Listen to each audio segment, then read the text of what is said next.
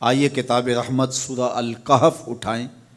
اللہ تعالیٰ نے ایک واقعہ بیان کیا ہے حضرت موسیٰ اور حضرت خضر علیہ السلام کا، کہ حضرت موسیٰ علیہ السلام عزم مصمم کر کے جب چلے تو اللہ فرماتا ہے کہ ہم نے حضرت موسیٰ علیہ السلام کو جس بندے کی نشانی بتائی تھی وہ بندہ ان کو وہاں مل گیا۔ سفید چادر اوڑے حضرت خضر علیہ السلام وہاں لیٹے ہوئے تھے، تو یہ جا کے ان کے پاس کھڑے ہو گئے کہ حضرت میں آپ کی خدمت میں اس لیے آیا ہوں کہ اللہ نے آپ کو جو خصوصی علم عطا کیے ہیں میں ان کو سیکھنے کی غرض سے آپ کی چوکھٹ پہ آیا ہوں۔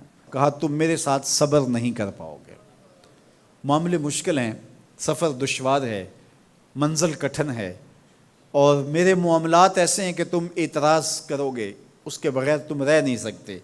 حضرت موسیٰ علیہ السلام نے کہا اگر اللہ نے چاہا تو آپ دیکھیں گے میں صبر کروں گا، اور آپ کے کسی حکم کی کسی کام کی میں نافرمانی نہیں کروں گا، کسی کام کا انکار نہیں کروں گا۔ کہا کہ اچھا شرط یہ ہے کہ جو میں کروں اس پر تم اعتراض نہیں کرو گے، سوال نہیں کرو گے، یہاں تک کہ میں خود ہی نہ بتاؤں۔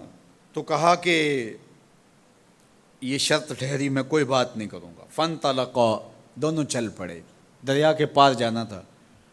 جو کشتی کا مالک تھا، کشتی بان تھا، وہ حضرت خضر علیہ السلام کو جانتا تھا، تو اس نے کرایہ بھی نہیں لیا، لیکن جب کشتی پر سوار ہوئے تو عصا مار کے حضرت خضر علیہ السلام نے کشتی کا ایک پھٹا توڑ دیا۔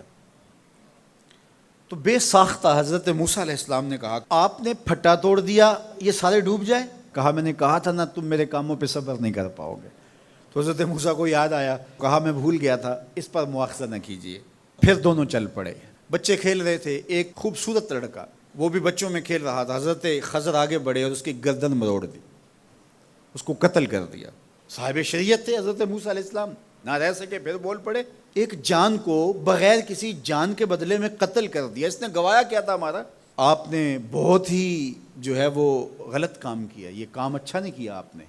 کہا میں نے کہا نہیں تھا کہ تم میرے ساتھ صبر نہیں کر پاؤ گے۔ کہا ایک موقع اور دے دیجئے، اب اگر میں نے کوئی اعتراض اٹھایا تو پھر دوبارہ مجھے آپ اپنی صحبت میں نہ رکھیے، عذر تمام ہو جائے گا۔ پھر دونوں چل پڑے، یہاں تک کہ ایک بستی میں دونوں آئے تو آپ نے بستی والوں سے کہا کہ ہم مہمان ہیں، آپ ہماری مہمان نوازی کیجیے، کھانا کھلائیے۔ تو انہوں نے انکار کر دیا، کہا کہ ہم تو آپ کو بلایا نہیں ہے، آپ خود آئے ہیں، آپ اپنے کھانے کا خود انتظام کیجیے۔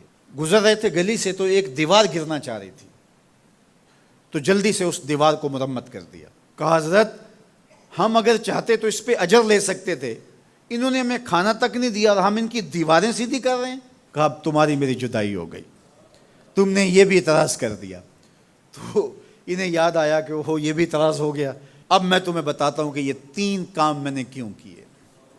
اللہ اکبر۔ اب سنیے، قرآن ہمیں بتاتا ہے کہ ظاہری علم بھی ہوتا ہے لیکن کوئی باطنی علم بھی ہوتا ہے۔ کہا وہ پہلی بات کشتی والی سنو، یہ 2 مسکین بچوں کی کشتی تھی، ان کے گھر کا چولہا اس کی کمائی سے جلتا تھا۔ دریا کنارے کنارے ایک ظالم بادشاہ رہا تھا جو لوگوں کی کشتیاں چھین رہا تھا، ہم نے تھوڑا سا عیب لگا دیا، وہ ٹوٹی کشتی چھوڑ کے چلا گیا۔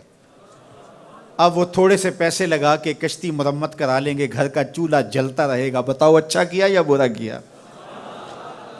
کہا رہی بات اس بچے کی جس کو ہم نے قتل کیا، اس کے ماں باپ مومن تھے، نیک تھے، صالح تھے، بچے نے بڑا ہو کے بہت برا ہونا تھا، ہم نے اس کو قتل کر دیا، اللہ اس کے بدلے ان کو بہتر اولاد دے گا۔ علماء تفسیر نے لکھا ہے اس بچے کے بدلے میں اللہ نے ان والدین کو ایک بیٹی عطا کی جس کی نسل سے 70 نبی پیدا ہوئے۔ دیوار کی کہانی بھی سن لیجئے، یہ شہر کے 2 یتیم بچوں کی دیوار تھی اور اس کے نیچے ان کا خزانہ تھا، اور ان کا باپ بڑا نیک تھا۔ خزانہ دیوار کے نیچے ہے، دیوار گرنا چاہ رہی ہے، کسی معمولی دھکے سے گر جاتی۔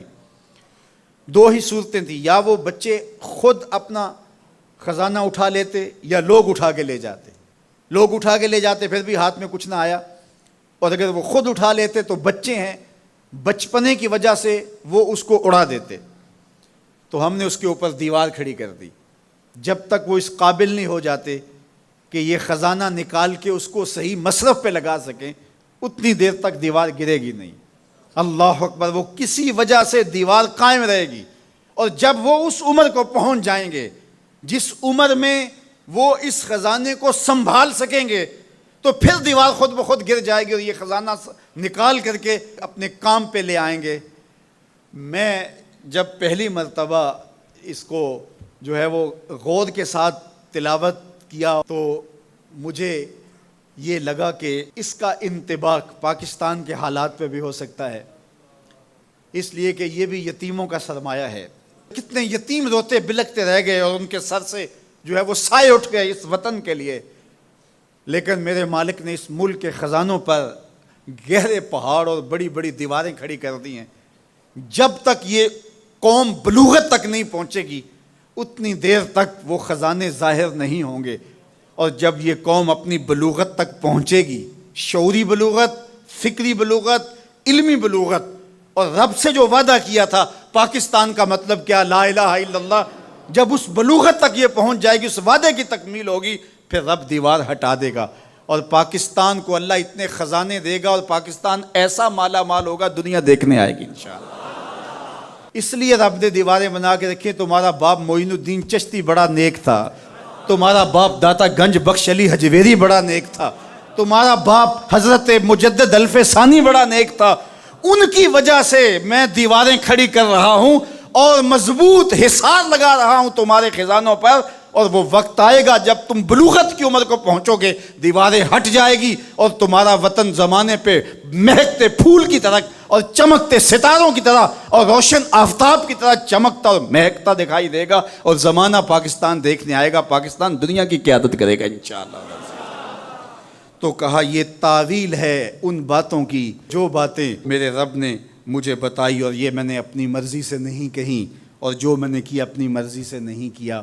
تو یہ باطنی باتیں ہیں، شاید یہ باطنی باتوں کے جوش میں یہ بات بھی میں کر گیا۔ وہ کیا کسی نے کہا تھا کہ بھری محفل میں ایک راز کی بات کہہ دی، بڑا بے ادب ہوں سزا چاہتا ہوں۔